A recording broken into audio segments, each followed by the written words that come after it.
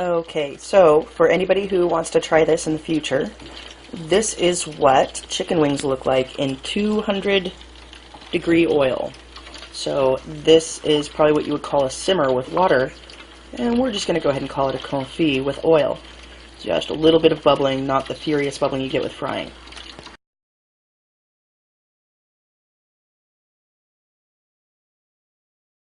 Okay, so the first thing you want to do on wing day is you want to make sauce. And the classic traditional buffalo wing sauce is just a half a cup of butter and a half a cup of cayenne hot sauce. They tell me that Frank's is traditional, but anything with cayenne peppers and vinegar is going to give you that flavor.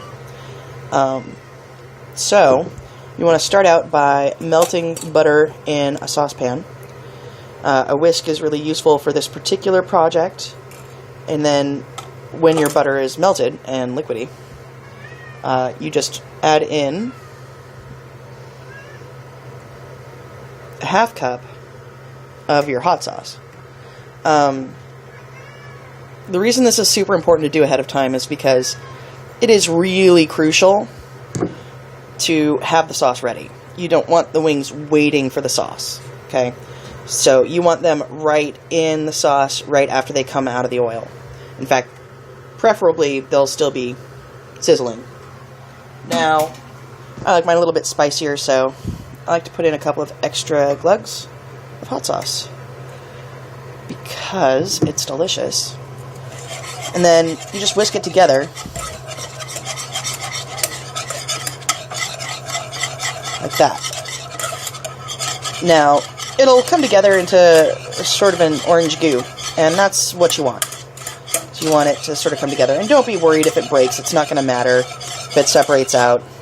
You can just whisk it up again. There, see how it's starting to look kind of all the same uniform shade of orange? That is what you are going for. Now, you're going to want to maintain this on the stove in a state of constant readiness. So you can turn your stove down to like the warm setting, and that would be fine. But just make sure you hold it at the ready. Great, now we're ready to go ahead and get those wings into some hot oil.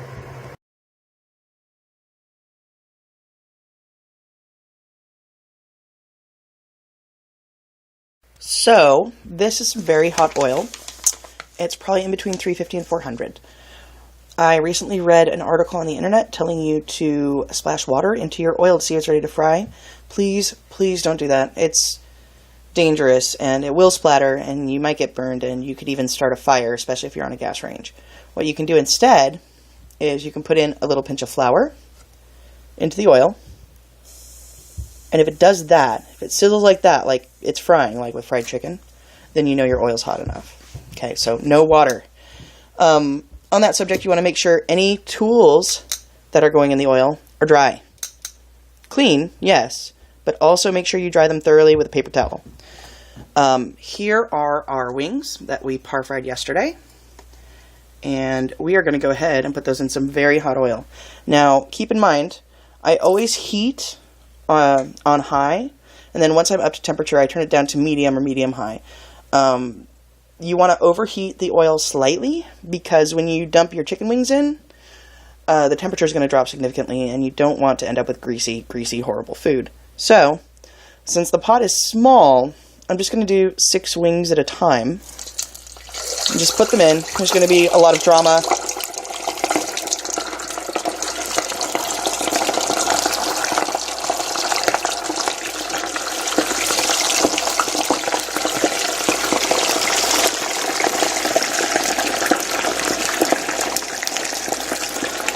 There you go. And so we're going to go ahead and set the timer for 10 minutes, and we'll pull them out after that.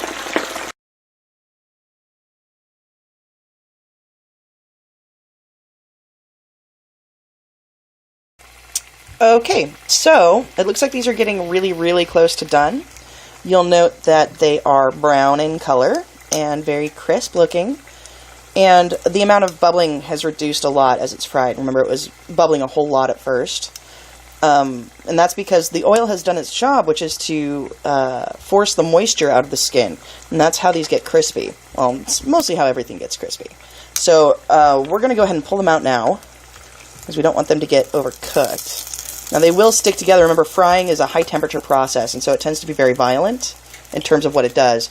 And the meat, it's meat just like your hand. So if you've ever had your hand burned so badly that it stuck to something, that's why these tend to stick together. Probably I ought to have used a larger pot, but I wanted the depth, and I didn't have a whole lot of oil. So this is what we are doing.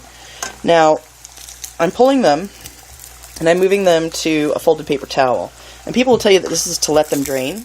It's sort of is, but mostly it keeps the fat near the skin, at least on the side that's touching the paper towel. Mostly for me, it's to keep hot oil from getting everywhere. So that's nice. So that's the last one. That's our first fry batch of 6. Now, I guess some people would just go ahead and pop the next batch into the oil. I'm not going to do that because we reached a point at which time is of the essence, and we have to get these guys into some sauce. So, get down your serving plate. Yeah, that's nice.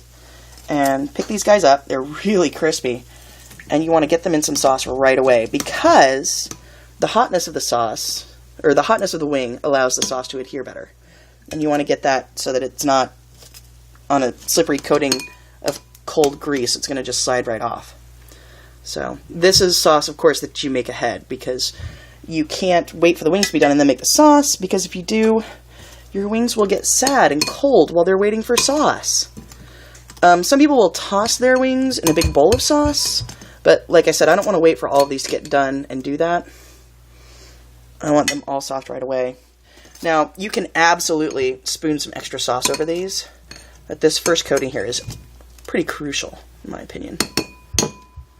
Don't worry about dripping, you can always clean that up later. So.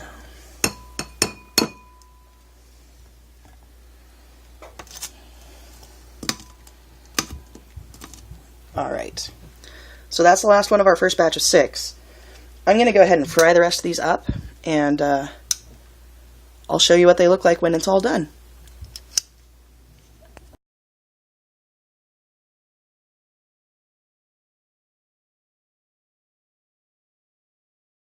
So, these are our wings, and you can see I'm a little bit messy, so there's some splatters all over.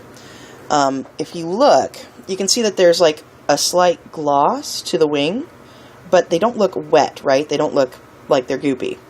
The reason for this is because when you sauce the wings while they're still hot, and while the sauce is warm, the skin, which we already talked about dehydrating in the oil, actually soaks up the sauce. So, what happens is that you end up with these wonderful crunchy nuggets of goodness that are fully impregnated with delicious hot sauce. And so, what I like to do, since, you know, they're all already flavored, I like mine a little bit more sauced. So, I like to just take some of the extra sauce and sort of just spoon it over them. Some people will ask for wing sauce on the side in restaurants and bars, so they can determine how much extra sauce they get. So, you know, just do how much you think that you will like. I like mine spicy. And then all you need to do is just get out your celery and your dressings. You made the dressings ahead of time, right? You're supposed to make those a day or two before because the flavors have to meld in the dressing itself. So make sure you get those done the night before. These are ready to go. They need some celery and some dressing, and so I'm going to go eat some delicious wings. I'll talk to y'all later.